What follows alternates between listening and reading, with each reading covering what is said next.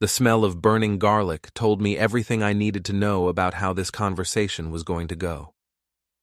I stood at our granite kitchen island, watching the oil smoke in the pan, and listened to Rachel's heels click across our hardwood floors like a countdown timer to disaster. Before we dive deeper into this story, I have one small request. Please subscribe, drop a like, comment, and hit that hype button to boost this channel so more people can discover these incredible Reddit stories. "Why do you always have to control me?" she snapped, dropping her designer purse on the counter with enough force to rattle the wine glasses. "I don't have to tell you where I am or who I'm with every second of every day." I turned off the burner and faced my wife of 3 years. Rachel looked stunning, as always, her blonde hair perfectly styled despite it being 8 p.m. on a Tuesday, her makeup flawless, her black dress probably worth more than my car payment. She also looked furious, which had become her default expression whenever she looked at me lately. "I asked where you were for dinner," I said, keeping my voice level. "You said you'd be home by 6. It's 8:15. "So? I got held up at work. Things happen, Daniel." "At the marketing agency? On a Tuesday night?" I scraped the burnt garlic into the trash. "Must have been some emergency campaign." Rachel's green eyes flashed. "See? This is exactly what I'm talking about. You're interrogating me like I'm some criminal. I'm 30 years old, not 13.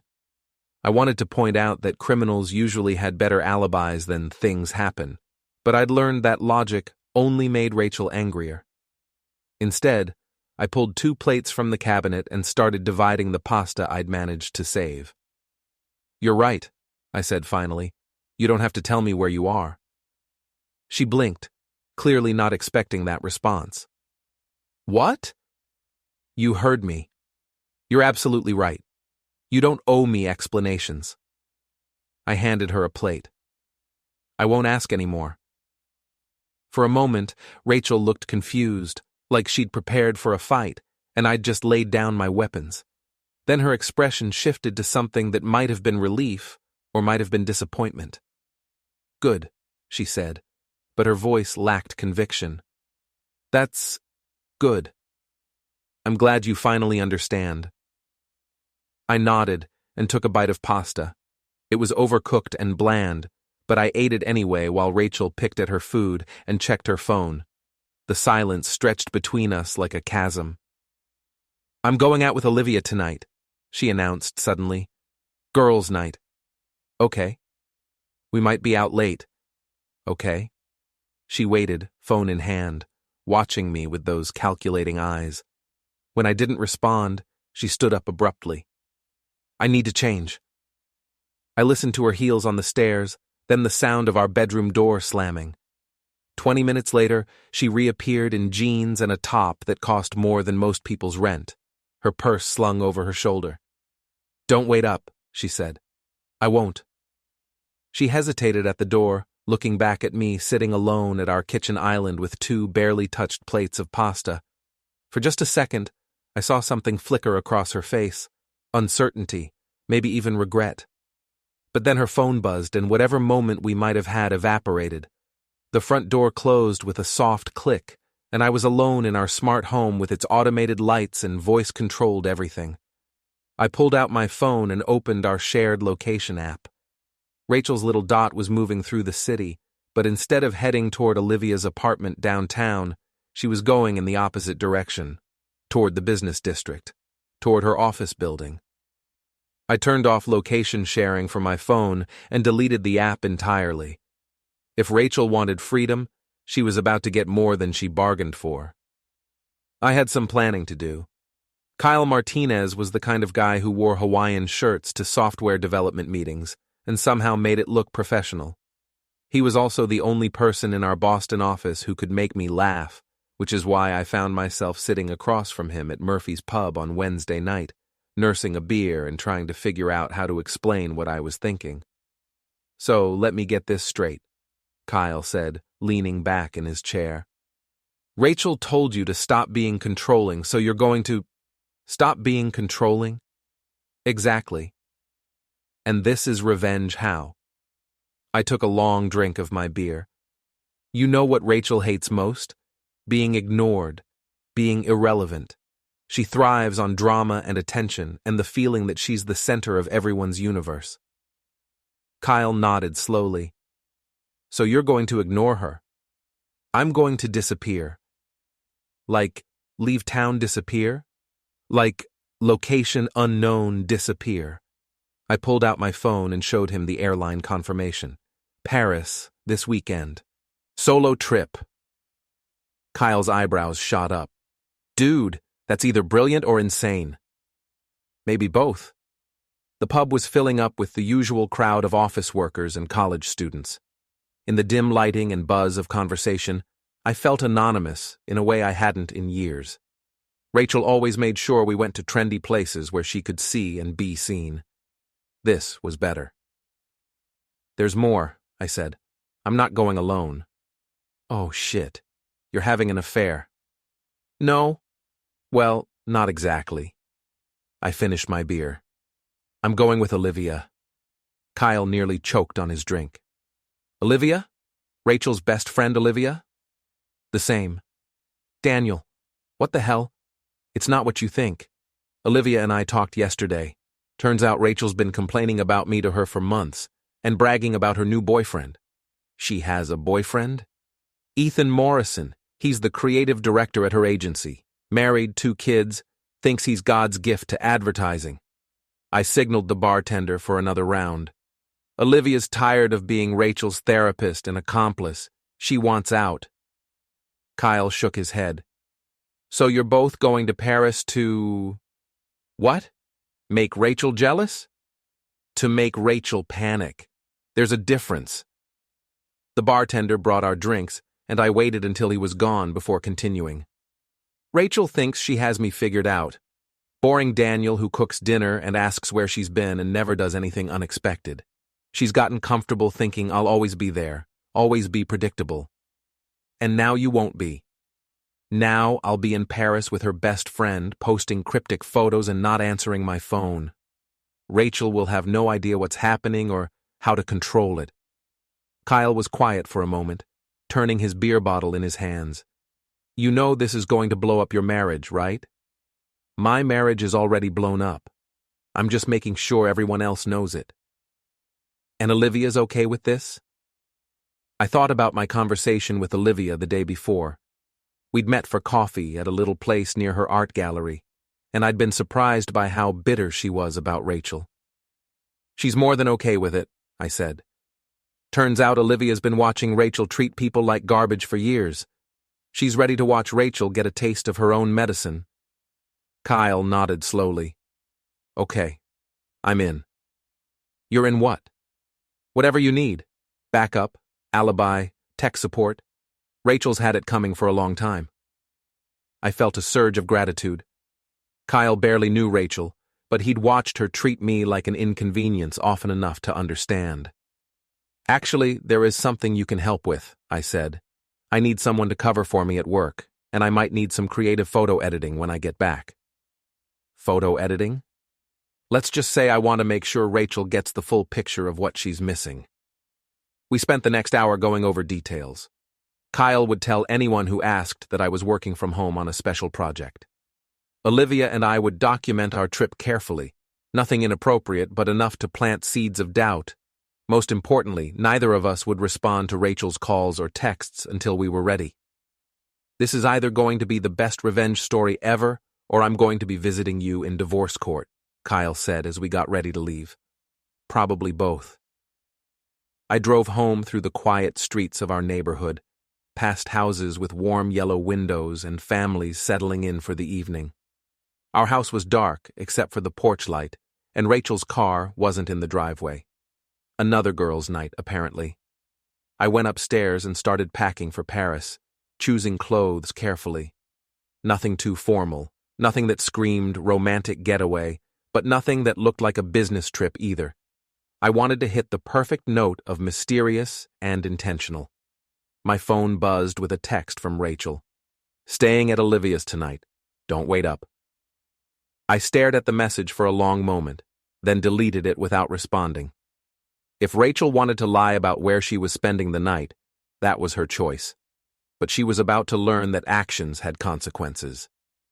I finished packing and set my alarm for 5 a.m. Our flight left at noon, and I wanted to be long gone before Rachel came home from wherever she was really spending the night. As I lay in bed staring at the ceiling, I felt something I hadn't experienced in months: anticipation. For the first time in our marriage, I was the one with secrets. I was the one making plans Rachel didn't know about. It felt surprisingly good. The photo was perfect. Olivia and I sat at a sidewalk cafe in Montmartre, the Sacré-Cœur Basilica glowing white in the background. She was laughing at something I'd said, her dark hair catching the late afternoon sunlight, and I was looking at her with what could have been affection or could have been friendship. The ambiguity was intentional. "You sure about this?" Olivia asked, watching me upload the image to Instagram with the caption, "Sometimes the best adventures are the unexpected ones." Location: unknown. Paris. New perspectives. I'm sure. We were on day 2 of our trip, and my phone had been buzzing constantly with calls and texts from Rachel. I'd ignored them all, but I'd been checking the messages to track her growing panic. Friday night. "Where are you? Call me." Saturday morning. "Daniel, this isn't funny. I'm worried." Saturday afternoon. "Kyle says you're working from home, but you're not here. What the hell is going on?" Saturday evening. "I know you're getting these messages. Call me." Sunday morning. "Are you seriously ignoring me right now?" And then, 5 minutes after I posted the photo, "What the hell is this?" Olivia laughed when I showed her the message. "She's losing it." Good. We were sitting outside a small restaurant in the Latin Quarter, sharing a bottle of wine and watching tourists navigate the narrow cobblestone streets. It was the kind of romantic setting Rachel would have loved, which made it perfect for our purposes. "Tell me again why you hate her so much," I said. Olivia swirled her wine thoughtfully. "I don't hate her. I hate what she's become. We were friends in college, you know, real friends. But somewhere along the way, Rachel decided that other people existed to serve her needs." "When did you figure out she was cheating?" "About 2 months ago. She started asking me to cover for her, to be her alibi. When I refused, she got nasty. Said I was jealous of her marriage, jealous of her success." Olivia's laugh was bitter. She had no idea I already knew about Ethan. "How did you know?" "I curated an art show at his office building last year. I saw them together in the parking garage. It was pretty obvious they weren't discussing quarterly reports." I took another photo of Olivia against the sunset, making sure to capture her smile. "So, when I approached you about this trip, I saw an opportunity to give Rachel a reality check. She thinks she can treat people however she wants because she's beautiful and charming, but charm only gets you so far." My phone rang. Rachel's contact photo filled the screen, a selfie from our honeymoon where she looked radiant and happy. I declined the call. "Aren't you going to feel guilty about this?" Olivia asked. I considered the question while watching a couple at the next table share dessert and laugh at each other's jokes. They looked the way Rachel and I used to look, before everything became a power struggle. "No," I said finally. "Rachel made her choice when she decided to cheat. I'm just making sure she understands the consequences." "And what about us? This friendship, I mean, after this is over." "I hope we stay friends. You're the first person in months who's treated me like I have something interesting to say." Olivia smiled. "Rachel never deserved you, you know." "Maybe not, but she's about to find out what she's losing." We spent the evening walking through the city, taking more photos and enjoying the freedom of being somewhere Rachel couldn't find us. I felt lighter than I had in years, like I'd been holding my breath for months and could finally exhale. At midnight Paris time, I posted one more photo. Olivia and me toasting with champagne at a rooftop bar, the Eiffel Tower sparkling in the background. The caption read, "Some weekends change everything. Grateful, chuck new beginnings." Within minutes, my phone was ringing again. This time, I answered. "Where the hell are you?" Rachel's voice was shrill with panic and rage. "Paris," I said calmly. "Paris? What are you doing in Paris?" "Having dinner, seeing the sights, vacation things." "With Olivia?" "Yes." There was a long silence. When Rachel spoke again, her voice was different, smaller, more uncertain. "Daniel, what is this? What are you doing?" "I'm doing exactly what you told me to do. I stopped being controlling. I stopped asking where you were and who you were with. And I decided to apply the same freedom to myself." "This isn't what I meant, and you know it. Isn't it? You wanted independence. You wanted to make your own choices without having to explain them to me. So I'm making my own choices too. Are you sleeping with her?" I looked across the hotel room at Olivia, who was sitting on her own bed reading a book. We'd gotten separate rooms, of course, but Rachel didn't need to know that. "I'm not going to answer that," I said. "Daniel, please, come home. We need to talk." "We'll talk when I get back, maybe." I hung up and turned off my phone. Olivia looked up from her book. "How did that feel?" "Like the first honest conversation we've had in months." The next morning, we flew back to Boston. I spent the flight planning my next moves, while Olivia dozed beside me. The weekend had been perfect, not because anything romantic had happened between us, but because it had reminded me who I was when I wasn't constantly walking on eggshells around Rachel. When we landed, I turned my phone back on to find 17 missed calls and 43 text messages. I deleted them all without reading them. "Ready for round 2? Olivia asked as we waited for our luggage. "More than ready." The real confrontation was about to begin. Rachel was waiting in our kitchen when I walked through the front door Monday evening, still wearing the same clothes from the airport. She looked like she hadn't slept in days. Her perfect hair was messy, her makeup smudged, her usually immaculate appearance cracked around the edges. "We need to talk," she said. I set my suitcase down and walked to the refrigerator, pulling out a bottle of water. "Okay. That's it? Just okay? What do you want me to say, Rachel?" She stood up, her hands shaking slightly. "I want you to explain what the hell you think you're doing. I want you to tell me why you disappeared for 3 days with my best friend. I want you to tell me why you're acting like a complete stranger." I leaned against the counter and studied her face. Even disheveled and panicked, Rachel was beautiful. It was one of the things that had drawn me to her originally, that and her confidence, her ability to light up a room just by walking into it. But somewhere along the way, that confidence had turned into entitlement, and her beauty had become a weapon she used to get what she wanted. "I told you," I said calmly. "You said I was controlling, so I stopped being controlling.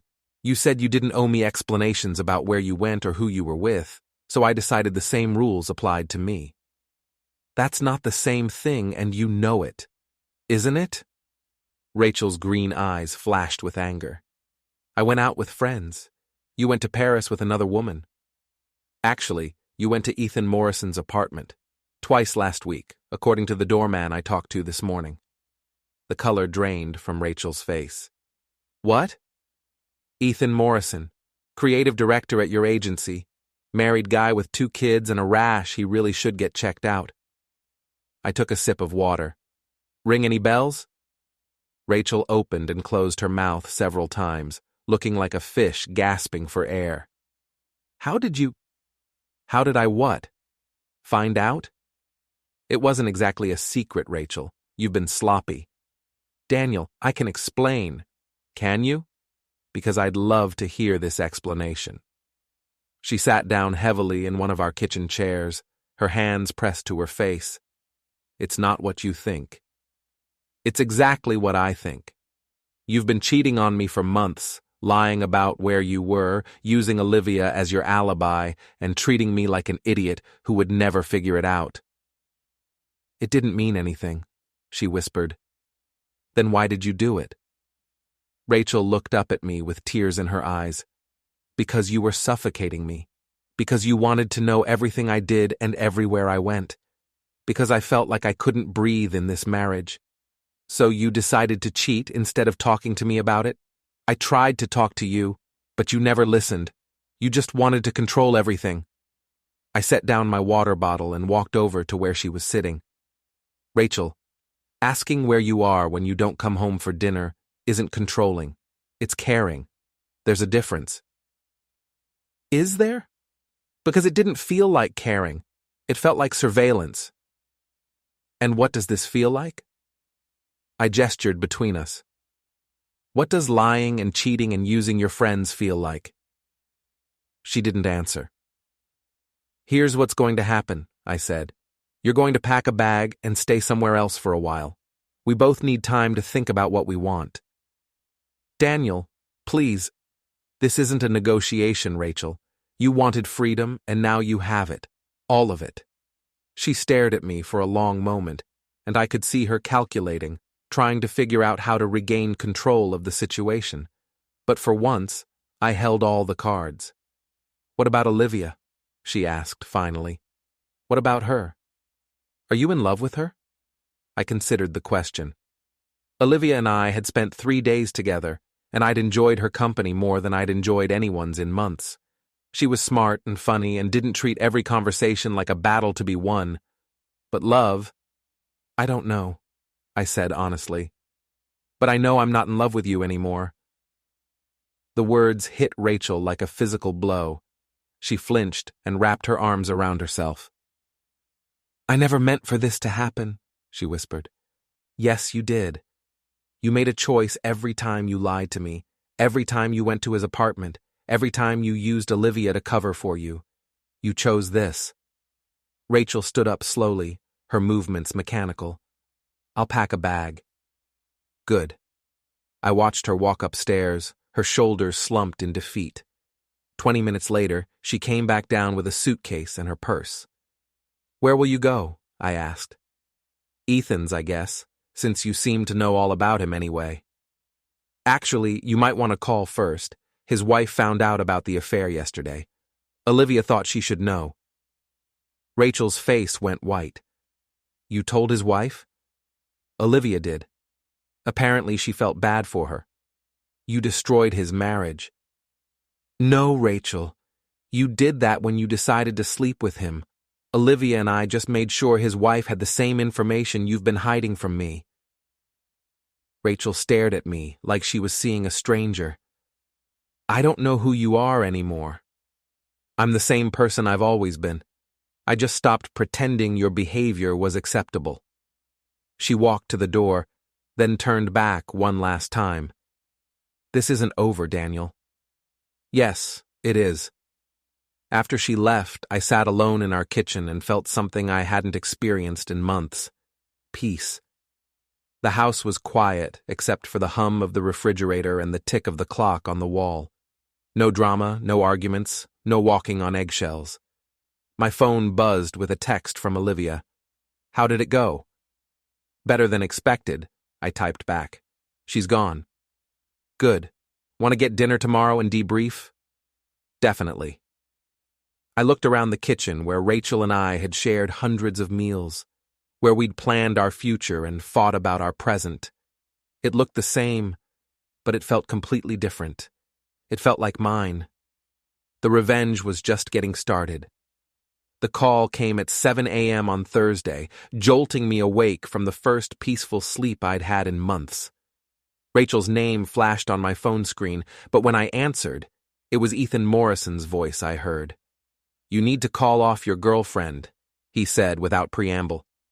I sat up in bed, instantly alert. Excuse me? Olivia. She's been calling my office, my clients, telling them I'm unprofessional. She's trying to destroy my career. I have no idea what you're talking about. Don't play dumb, Daniel. You and your little art curator friend think you're so clever, but you have no idea who you're messing with. I got out of bed and walked to the kitchen, putting the call on speaker while I started the coffee maker. Ethan, I don't control what Olivia does. Maybe you should ask yourself why she might be upset with you. Because you turned her against Rachel, against me. No, I think she turned against you when she watched you help Rachel lie and cheat for months. But that's just a guess. There was silence on the other end of the line. Then Ethan's voice came back harder and angrier. You think you've won something here? You think destroying my marriage and my career makes you the hero? I think actions have consequences. You and Rachel seem to forget that for a while. This isn't over. Actually, it is. Rachel made her choice, you made yours, and now you both get to live with the results. That's how adult life works. I hung up and blocked his number, then called Olivia. Please tell me you didn't really call Ethan's clients, I said when she answered. Okay, I won't tell you that. Olivia. Daniel, relax. I didn't say anything that wasn't true. I simply mentioned to a few people in the industry that Ethan Morrison might not be the most reliable person to work with, given his recent personal issues. His personal issues? Well, his wife did file for divorce yesterday, and she did take out a restraining order, and she did freeze their joint accounts after she found out about the money he'd been spending on Rachel. I poured coffee into my mug and tried to process this information. How do you know all this? I have friends in a lot of places, Daniel. The art world is smaller than you think, and it overlaps with the advertising world more than you'd expect. So, Ethan's wife really left him? Oh, she didn't just leave him. She's taking him for everything he's worth. Turns out Rachel wasn't his first affair, just his most recent one. His wife had been building a case for months. I felt a strange mix of satisfaction and unease. I'd wanted Rachel to face consequences for her actions, but I hadn't intended to destroy Ethan's entire life. Don't feel bad for him, Olivia said, reading my thoughts. He's a predator who's been using his position to sleep with younger women for years. Rachel was just too self-absorbed to realize she wasn't special. Where is Rachel now? Good question. Ethan kicked her out of his apartment yesterday when his wife showed up with the divorce papers. Last I heard, she was staying at some cheap motel downtown. The coffee tasted bitter in my mouth. Maybe I should what? Rescue her? Let her come crawling back? Daniel, this is exactly what she deserves. I knew Olivia was right, but something about the situation felt like it was spiraling beyond my control. I'd wanted to teach Rachel a lesson, not destroy her life completely. There's something else, Olivia said. Rachel came to my gallery yesterday afternoon. She was not in good shape. What do you mean? I mean, she looked like she hadn't slept or showered in days. She was crying, begging me to talk to you, to convince you to take her back. What did you tell her? I told her the truth, that she made her bed, and now she has to lie in it, that you're better off without her. How did she react? Not well. She started screaming at me, calling me names, accusing me of stealing you from her. Security had to escort her out. I set down my coffee cup and rubbed my temples. This is getting out of hand. No, Daniel, this is justice. Rachel spent years treating people like they were disposable. She used me, she used you, she used Ethan. Now she's learning what it feels like to be alone. But nothing. You said you wanted her to understand consequences. Well, these are the consequences. After I hung up with Olivia, I couldn't shake the feeling that something was wrong. I'd expected Rachel to be angry, maybe even devastated, but I hadn't expected her to completely fall apart. Despite everything she'd done, I didn't want to see her destroyed. I was still thinking about it when my doorbell rang at noon.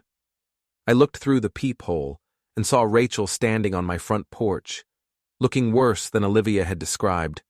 Her hair was greasy and unwashed, her clothes wrinkled and stained, her face pale and drawn. I opened the door but didn't invite her in. Daniel, she said, her voice hoarse. Please, I need to talk to you. We've talked, Rachel. There's nothing left to say. Yes, there is. I know I made mistakes, but this has gone too far. Olivia is destroying my life. Olivia didn't sleep with a married man. Olivia didn't lie and cheat and use her friends. You did that all by yourself. Rachel's eyes filled with tears. I lost my job, Daniel. They fired me yesterday. said I was a liability because of the situation with Ethan. I felt a stab of guilt, but I pushed it down. That's not my fault. Isn't it?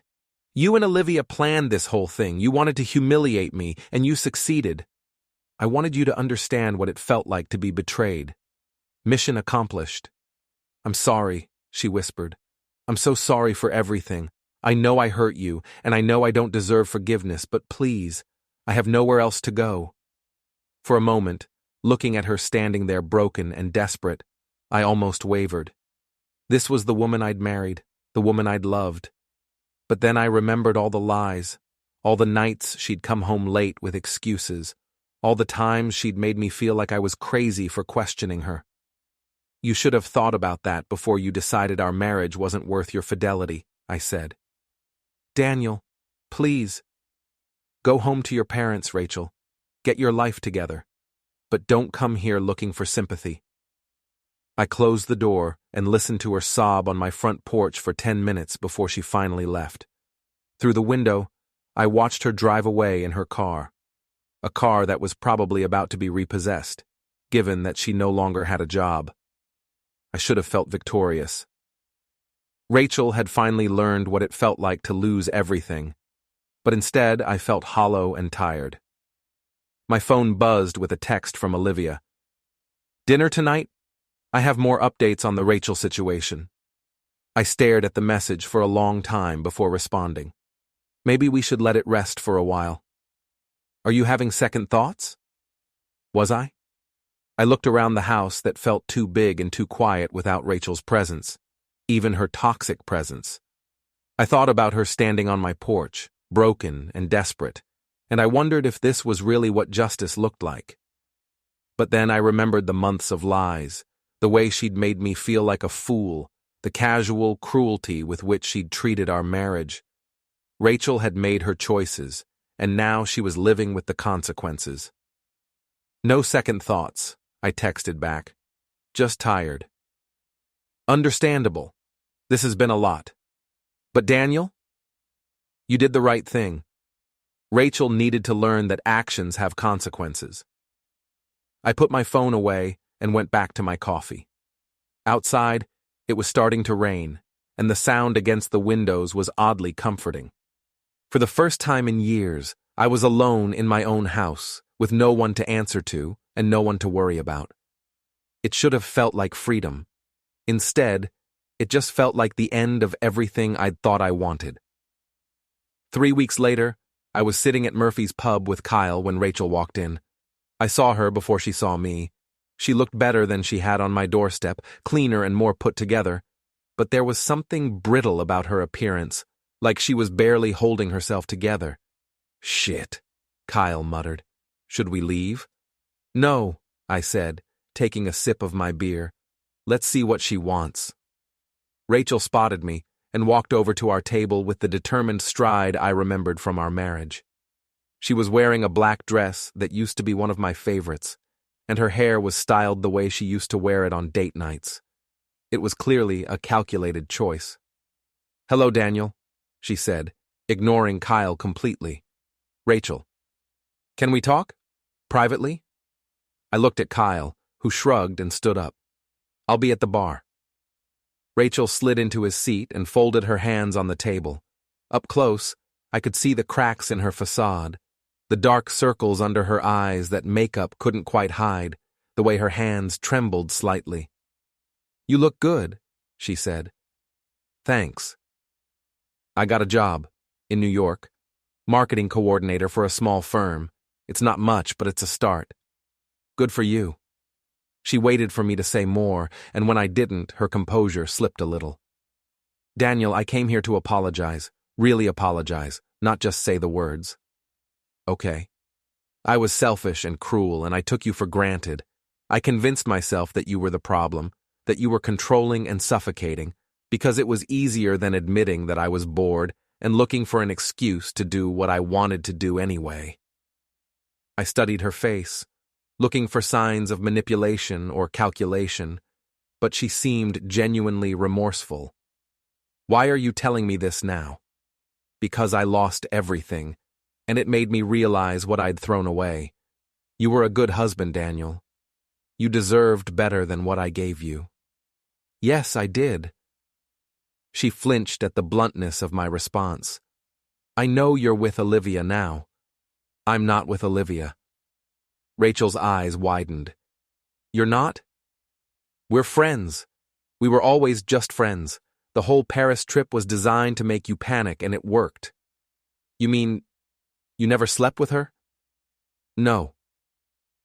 Rachel stared at me for a long moment, and I could see her mind working, trying to process this information. So you destroyed my marriage, my career, my friendships, my entire life, as revenge for something you weren't even doing yourself? I destroyed your marriage? Rachel, you're the one who cheated. You're the one who lied. You're the one who used your friends and treated me like an idiot. I just made sure there were consequences for your actions. By pretending to have an affair. By showing you what it felt like to be on the other side of deception. By letting you experience the panic and jealousy and helplessness that you put me through for months. Rachel's face was flushing red, and several people at nearby tables were starting to stare. You manipulated me. You and Olivia both. We gave you a taste of your own medicine. There's a difference. Is there? Because from where I'm sitting, what you did was just as bad as what I did. I leaned back in my chair and looked at her. Really looked at her. Even now, even after everything, Rachel couldn't accept full responsibility for what had happened. She was still trying to make herself the victim, still trying to find a way to blame someone else for her choices. No, Rachel. What I did was theater. What you did was betrayal. I never broke any vows. I never lied about loving you. I never put our marriage at risk for a cheap thrill. I just showed you what it felt like to be powerless and afraid. And you enjoyed it. I considered the question honestly. Yes, I did enjoy it. I enjoyed watching you panic when you couldn't control the situation. I enjoyed watching you realize that actions have consequences.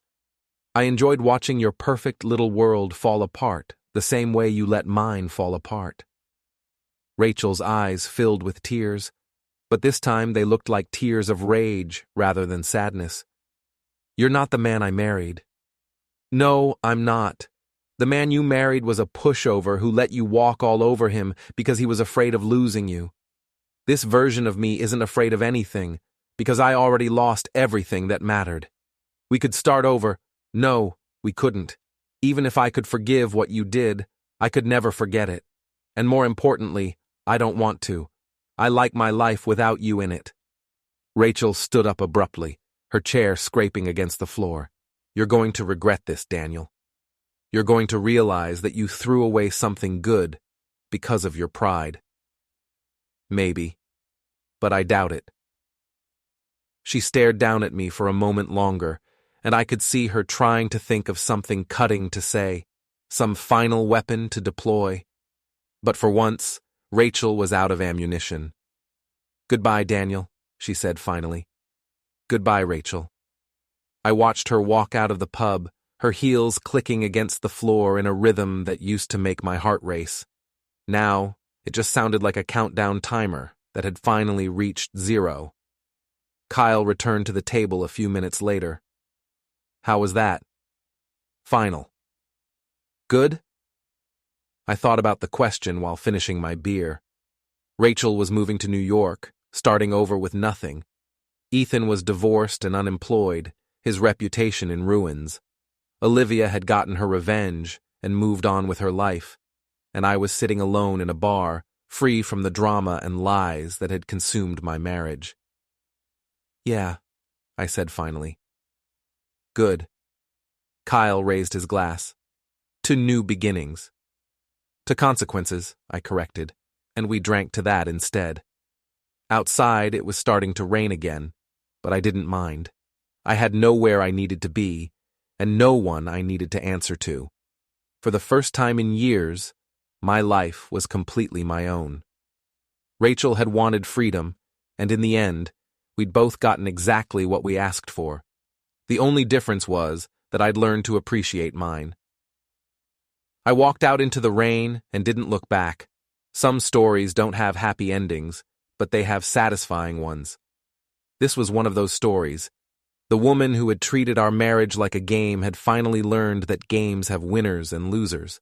And for once, I wasn't the one who lost.